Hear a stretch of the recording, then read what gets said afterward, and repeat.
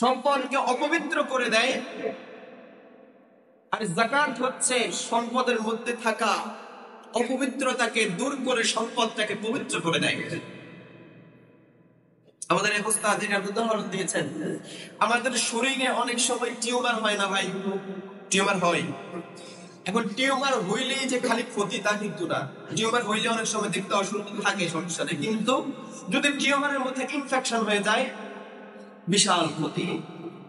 আমাদের বুজুর্গ বলছেন যে শরীরের মধ্যে ইনফেকশন ওয়ালা একটা টিউমার যেরকম এটাকে অপারেশন করে কেটে ফেলে দেওয়া পর্যন্ত শরীরটা স্থিতিশীল নয়, যে কোনো রকম দুর্ঘটনা হতে পারে।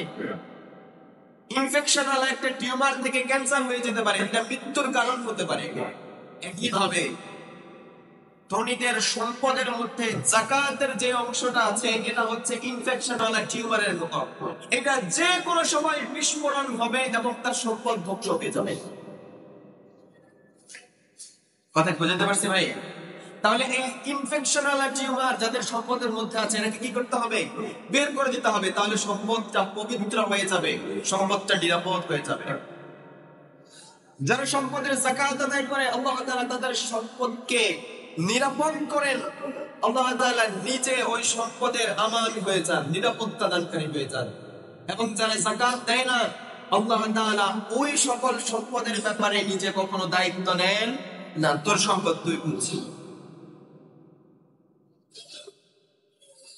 আবার আল্লাহ বলছেন ওয়ামা আতাইতুম মির রিবা লিয়ারবু ফি আমওয়ালিন নাসি ফালা ইয়ারবু ইনদাল্লাহ। তোমরা যে সুদের উপরে মানুষকে টাকা দাও, তোমরা যে সুদের উপরে মানুষকে অর্থ দাও, সুদের ভিত্তিতে মানুষকে ঋণ দাও, এর মাধ্যমে তোমরা দেখো যে তোমরা গরিবদেরকে সহযোগিতা করো। মূলত গরিবদের সম্পদ এর দ্বারা বাড়ে না, এর দ্বারা গরিবদের সম্পদ আল্লাহর কাছে বাড়ে না।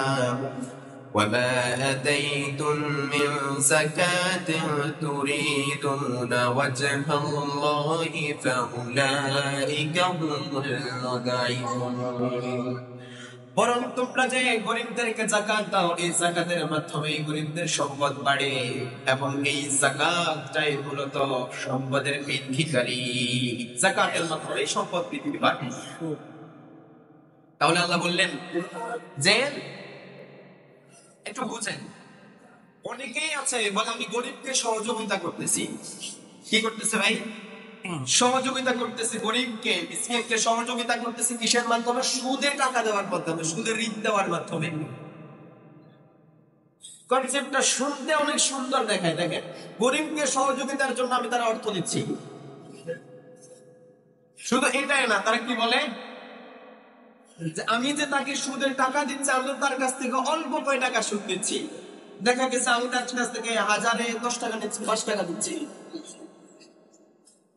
সহজ সুদ যেটাকে বলে, যে আমি 1010 টাকা নিচ্ছি, 1050 টাকা নিচ্ছি, এটা তো আমি অল্প কয় টাকা দিচ্ছি। তারা তো আমি বড় অঙ্কের একটা সহযোগিতা করলাম এবং তার আর্থিক উন্নতির ক্ষেত্রে আমি তাকে সহযোগিতা করলাম। আল্লাহ বলছেন না, তোমরা যে সুদের উপর যে ঋণ দাও, এর মাধ্যমে তুমি তার কল্যাণ কর নাই, তার আর্থিক উন্নতি তুমি কর নাই। আল্লাহর কাছে এর কোনো মূল্য নাই।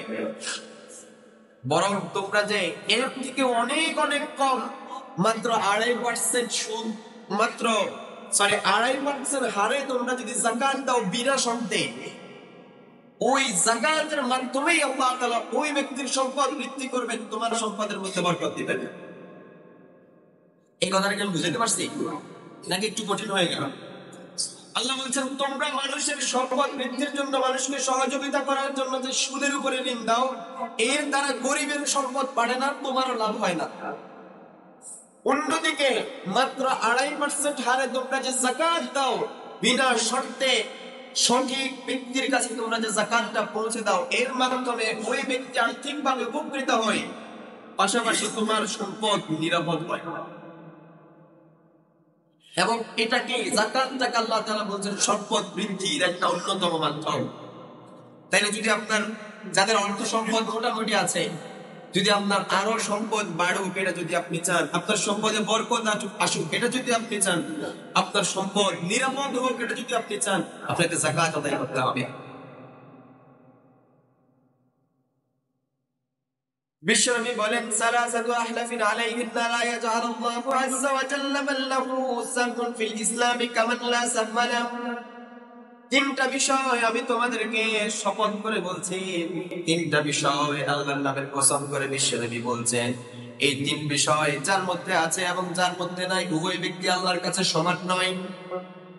এবং এই তিন বিষয় যার মধ্যে আছে সে ইসলামের উপরে প্রতিষ্ঠিত আছে, এবং এবং উল্টা দিকে এই তিন বিষয় যার মধ্যে নাই ওই ব্যক্তি ইসলামের মধ্যে নাই। তিনটা বিষয় হচ্ছে as-salatu was-siyamu was-zakat, নামাজ, সিয়াম এবং যাকাত যে ব্যক্তির মধ্যে আছে ওই ব্যক্তি ইসলামে আছে। আর এই তিনটা বিষয় যার মধ্যে নাই ওই ব্যক্তি ইসলামের মধ্যে, ইসলামে তার কোনো অংশই নেই। তাহলে যাকাতটা আমরা আদায় করব নিজের প্রয়োজনে, নিজের ইসলামের অংশটাকে ঠিক রাখার জন্য। আবার বিশ্বনবী বলেন মান আতা যাকাতান মালাহু ফাকাদ যাহাবা আনহু শাররুহু। কেউ যদি যাকাত আদায় করে দেয় তার সম্পদ থেকে, ওই সম্পদের মধ্য থেকে আল্লাহ তাআলা সকল প্রকার অনিষ্টকে বের করে নেয়, সকল খারাপিকে, সকল অনিষ্টকে, সকল প্রকার অনিরাপত্তাকে আল্লাহ তাআলা ওই যাকাত আদায়কারী সম্পদ থেকে বের করে নিয়ে যান।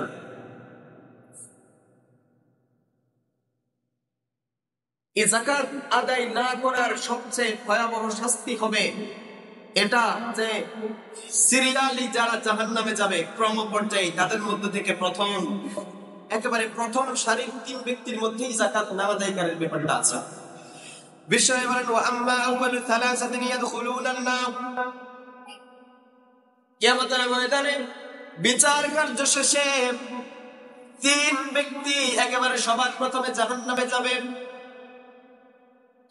তিন ব্যক্তির মধ্যে হচ্ছে আমিরুন মুসাল্লাতুন, স্বেচ্ছাচারী শাসক, যারা নিজের ইচ্ছা মতো শাসন করে, কোন আদাল ইনসাফের ধারণা, নিজের ইচ্ছা মতো শাসন করে স্বেচ্ছাচারী শাসক সর্বপ্রথম জাহান্নামে যাবে। আমিরুন মুসাল্লাতুন, এবং এমন বড় লোক, এমন ধনী ব্যক্তি, মুসাল্লাতুন যেই ব্যক্তি তার সম্পদ থেকে যাকাত আদায় করে না, আল্লাহর হক আদায় করে দেয় না, গরিবের হক আদায় করে দেয় না। ওয়া ফাকিরুন ফাজুর, এমন গরিব মানুষ যে গরিব মারাত্মক পাপী গুনাহগার। এই ফাজুরের অর্থ যদিও সাধারণ দৃষ্টিতে গুনাহগার, ফাজুরের আরো একটা অর্থ হচ্ছে অবাধ্য। কিরকম অবাধ্য দেখেন, গরিব মানুষের জন্য জান্নাতে যাওয়া একেবারে সহজ। বিশ্বনবী সাল্লাল্লাহু আলাইহি ওয়াসাল্লাম বলেছেন গরিব মানুষের যেহেতু সম্পদের হিসাব আল্লাহর কাছে দেয়া লাগবে না, এই কারণে সে 500 বছর দাঁড়ায় দাঁড়ায় হিসাব দেয়া লাগবে না। সে আল্লাহর সামনে যাবে, নিজের ইমানের সার্টিফিকেট দেখাবে আর জান্নাতে চলে যাবে। সুবহানাল্লাহ, কারণ তার সম্পদের হিসাব দেওয়া লাগতেছে না। আবার এই হাদিসে বিশ্বনবী বলছেন যে এই তিন ব্যক্তির এক ব্যক্তি হচ্ছে ওই গরিব যে গরিব কিন্তু তার অহংকার যায় না, গরিব কিন্তু অহংকার চায় না, উঁচু গলায় কথা বলতে পারে না। এই জন্য গরিব ব্যক্তিদের উদ্ধর্তপূর্ণ আচরণ থেকে ফিরে আসা উচিত, কারণ গরিবদের জন্য আল্লাহ জান্নাতকে সহজ করেছেন। এখন আপনি যদি নিজেই নিজের জান্নাতকে কঠিন করে ফেলেন, এটা উচিত হবে না। গরিব ব্যক্তির জান্নাতে যাওয়া সহজ।